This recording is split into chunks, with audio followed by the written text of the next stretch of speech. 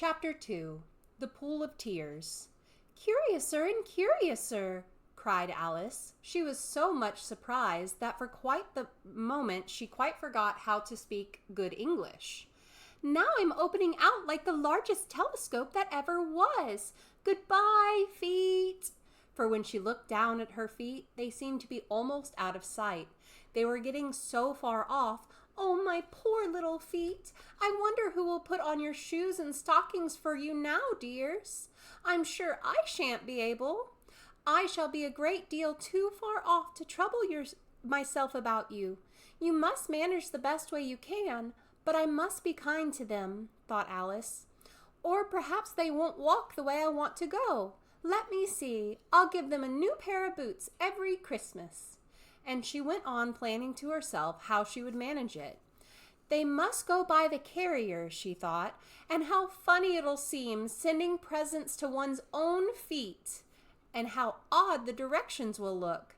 Alice's right foot, Esquire, hearthrug, near the fender, with Alice's love. Oh dear, what nonsense I'm talking."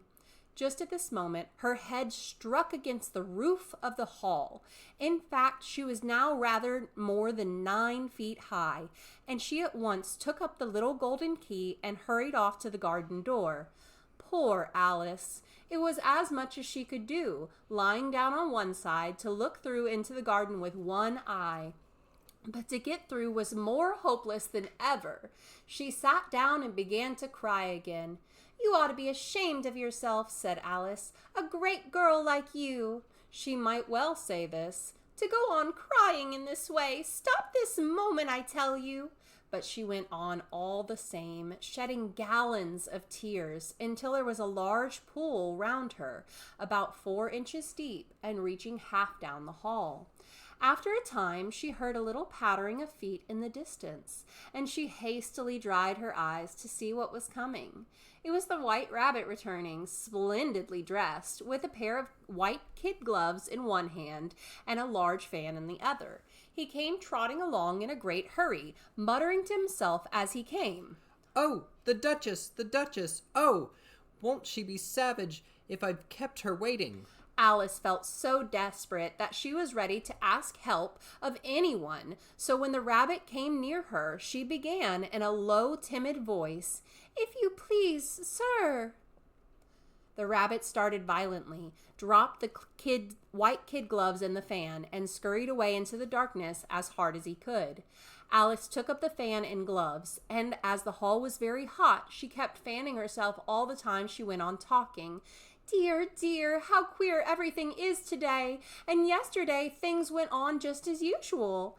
I wonder if I've changed in the night. Let me think. Was I the same when I got up this morning? I almost think I can remember feeling a little different. But if I'm not the same, the next question is, who in the world am I?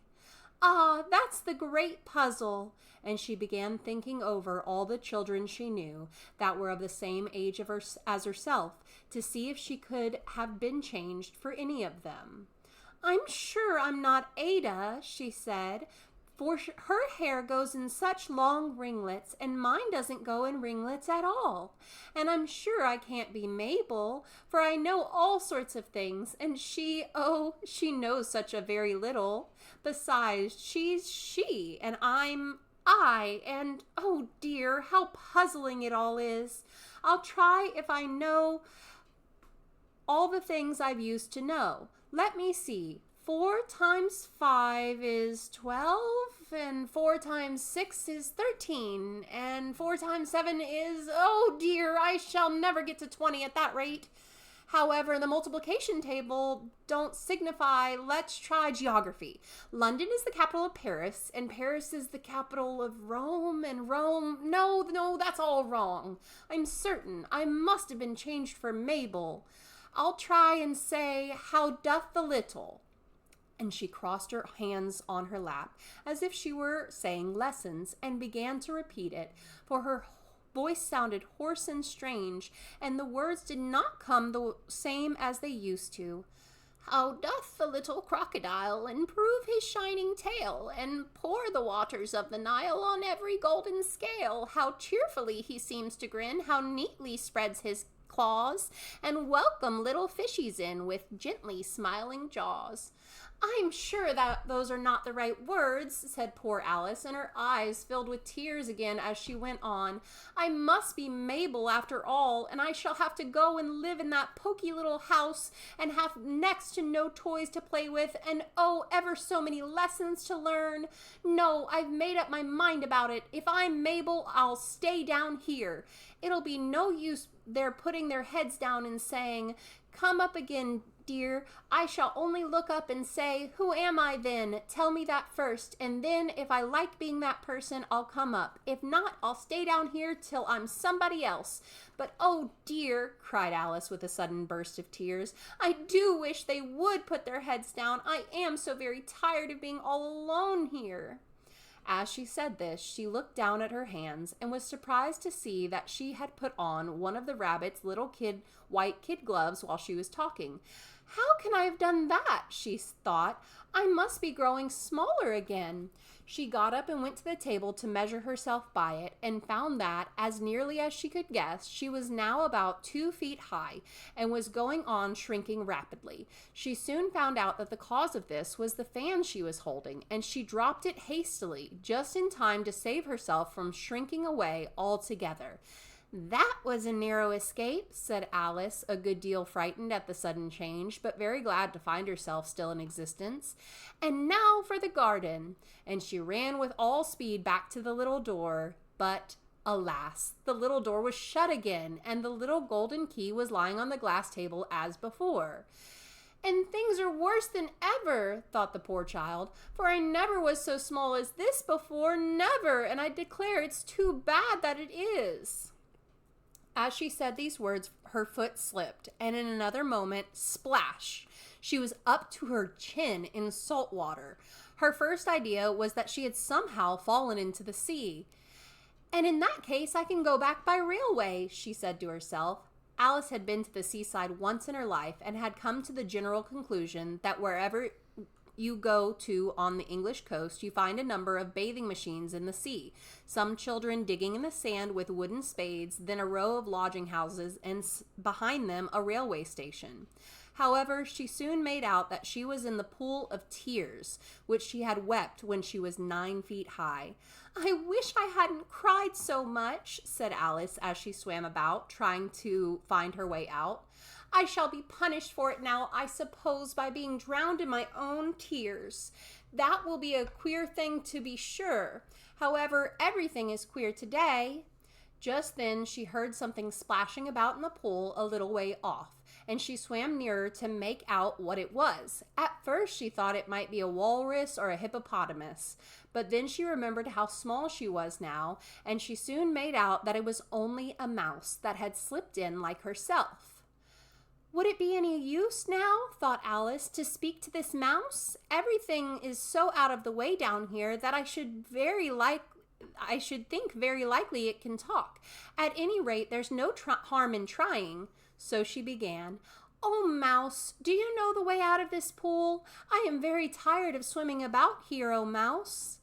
Alice thought this must be the right way of speaking to a mouse. She had never done such a thing before, but she remembered having seen in her brother's Latin grammar, a mouse of a mouse to a mouse, oh mouse. The mouse looked at her rather inquisitively, and seemed to her to wink with one of its little eyes, but it said nothing. Perhaps it doesn't understand English, thought Alice.